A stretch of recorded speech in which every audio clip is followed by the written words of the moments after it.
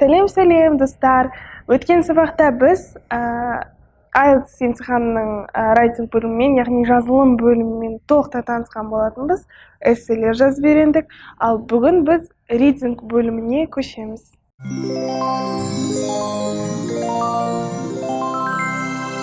Бірінші дәрісімізде айтқандай, reading бөліміне 3 текст, яғни 3 мәтін беріледі. Және осы 3 мәтін бойынша 40 сұраққа жауап берулеріміз қажет.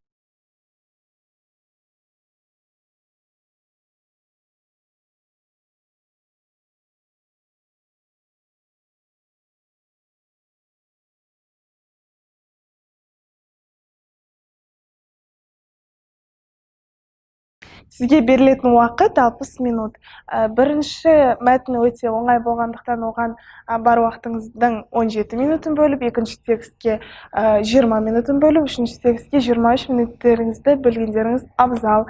Және осы уақыт аясында сіздер өздеріңіздің жауаптарыңызды жауап парағына көшіріп үлгерулеріңіз қажет. Бұл өте маңызды, себебі сізге ешқандай қосымша уақыт берілмейді. Мен өзімнің тәжірибемде бір баланың бүкіл тапсырмаларды орындап, бірақ оларды жауап парағына көшіріп алмағандығын көрген болатынмын. Сондықтан ол 0 балл алды.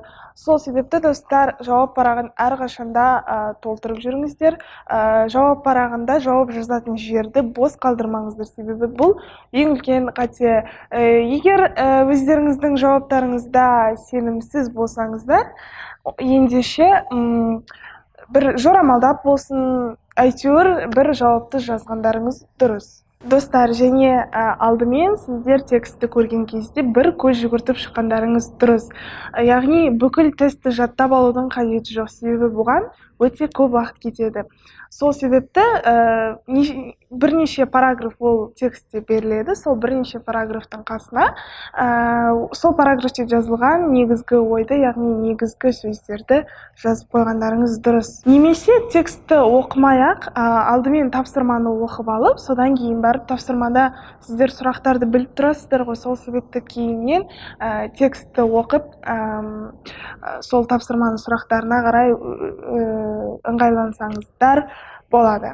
Кейбір студенттерге дәл осындай әдісті қолданған ыңғайлы, яғни бірінші сұрақтарын оқып, кейіннен сол сұрақтарға жауапты бірден тексттен іздеу. Ал кейбір студенттерге бұл әдіс мүлде ұнамайды. Олар бірінші текстті оқып алып, негізгі ойын түсініп, тексттің не туралы екенін біліп алып, кейіннен барып сұрақтарға жауап іздегенді жөн көреді. Сол себепті достар, 3 текст берілгенде сіздер үйде өздеріңізді дайындалған кезінде бірінші 2 әдісті де қолданып көріңіз. Ары қарай сізге қай әдіс ұнайды, қай әдіспен дайындалған, яғни ыңғайлы, сол бойынша тапсырмаларды орындайсыздар.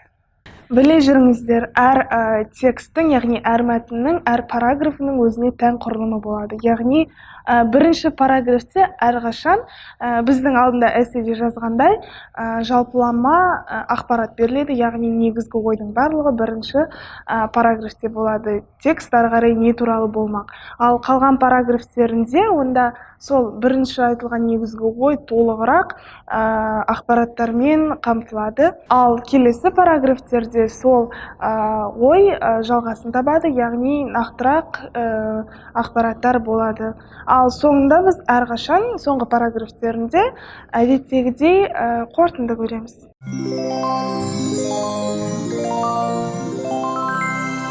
Қазір біз достар осы reading бөлімінің сұрақтарына қалай жауап беру керектігін үйренетін боламыз. Бірінші ол headings, яғни бұл дегеніміз параграфтердің тақырыбы, мазмұны, яғни тақырыпшасы десек те болады.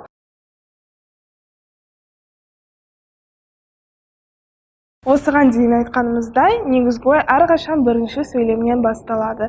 Және де мәтінде белгілі бір факттер болуы мүмкін, және ол факті жауап парағында да болып қалуы мүмкін. Бірақ ол дегеніміз әрқашан дұрыс деген жауап емес. Мысалы келтіретін болса, бұл жағдайда why тақырыпшасы бүкіл параграфтың мазмұнын қамтымайды. Ол жай ғана тексттің бір бөлшегі.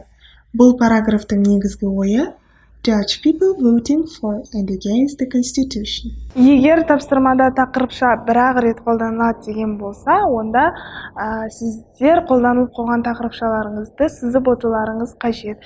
Ол дегеніміз сіздердің уақыттарыңызды үнемдеуге, яғни қолданылып қойған тақырыпшаға тағы да бір көңіліңізді бөлмеуге көмектеседі.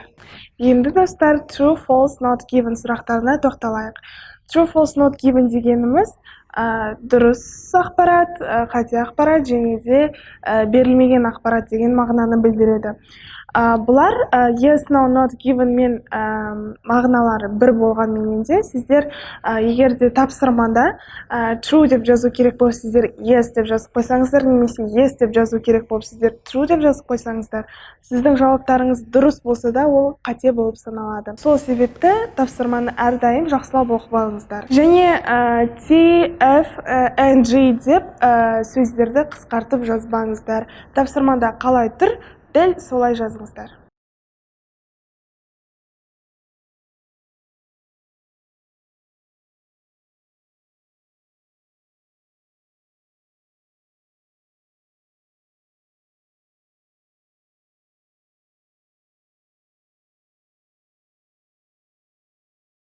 Сұрақтар орын-орнымен жүреді. Егер сіздер бірінші сұраққа жауапты бірінші параграфтен тапсаңыз, ал екінші сұраққа жауапты үшінші параграфтен тапсаңыз, онда үшінші сұраққа жауапты екінші параграфтен іздемейді қойыңыз. Себебі оның жауаптары келесі параграфтерде, астындағы параграфтерде болады. Егер сіздер тексттен дәл жауап нұсқасындағыдай жауап көрсеңіздер, немесе ол парафрейзинг жасалынып берсе, ол дегеніміз true деген сөз. Ал егер ақпарат қате болса, текстте қарама-қарсы ақпарат берілсе, онда ол false деген сөз. Ал егер де ондай ақпарат текстте мүлде берілмесе, тексттен ондай ақпаратты таппасаңыздар, ендеше ол дегеніміз not given дегенді, яғни текстте берілмеген деген сөз. Жіберілген сөздерді толтыру. Бұл жерде алдымен Чан-Баори туралы жазылған сөйлемді іздейміз. Кейіннен мұнда сөздің қандай бөлігі дұрыс келетінін ойланамыз. Мұнда сірә зат есім болуы қажет. 12-ші тапсырмаға назар аударсақ, Чан-Баори has something which provide a view of the steps. Яғни мұнда something дегеніміз жазылынбай қалған сөздің орнына айтылды. Чан-Баори бізге баспалдаққа қарауға мүмкіндік беретін не зат бар екенін іздейміз. Бұл 12-ші тапсырманың аудармасы. Міне, сол біздің жауабымыз болады.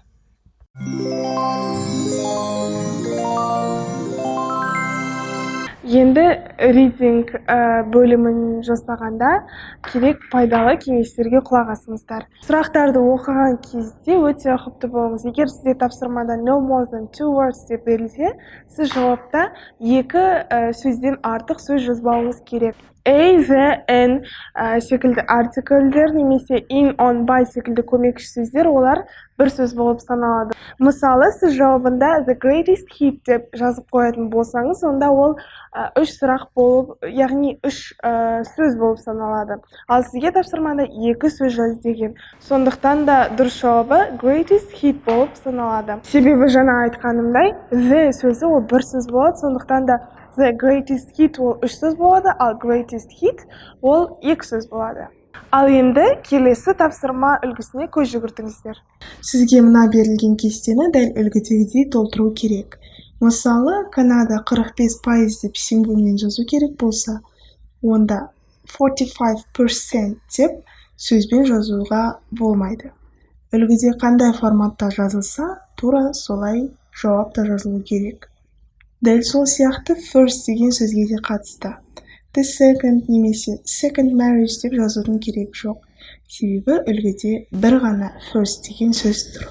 Бір сұраққа бірнеше жауап жазбаңыз. Егер сіз UK немесе US деген екі жауаптың ортасында ойланып тұрсаңыз, онда оның біреуін ғана жазыңыз. Себебі бұл жағдайда сіздің жауабыңыздың дұрыс болуының ықтималдылығы 50%, яғни 50% сенімді бола аласыз. Ал егер сіз екі жауапты да жазып қойған жағдайда, емтихан алушылар оған 0 деген балл береді. Олар сізге екеуінің біреуі дұрыс болса да бір жарты баға қойып бермейді. бермейді, бірден 0 деген баға қояды. Достар, сұрақтарға жауапты өздеріңіздің ойларыңыздан құрамаңыздар, себебі сіз нанотехнологияның маманы болып тұрсаңыз да, сізге нанотехнология жайлы сұрақ келсе де, оның жауабын тек тексттен іздейсіз, себебі текстте басқа ақпарат берілуі мүмкін. Достар, әрқашан жаттығып жүріңіздер. Қатемен жұмыс жасаңыз.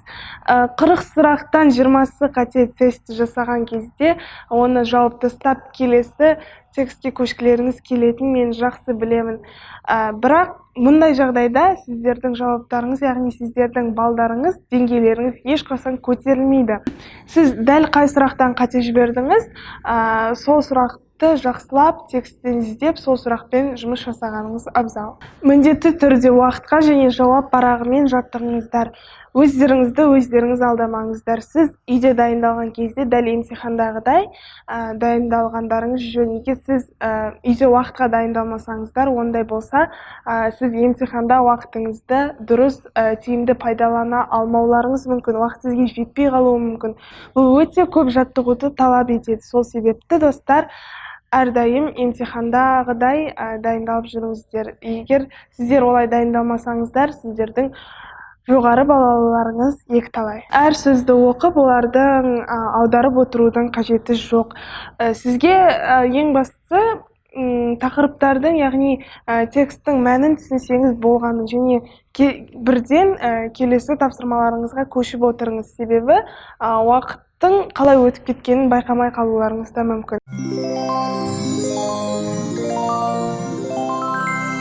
Міне, достар, біз бүгін ридингпен жалпылама таныстық, жалпылама кеңестерді айтып кеттім мен сіздерге. Енді келесі сабақта мен міндетті түрде сіздермен практикалық тестті жасағанда осы кеңестерді қолданатын боламын. Ендеше келесі видеоны көруге көшейік.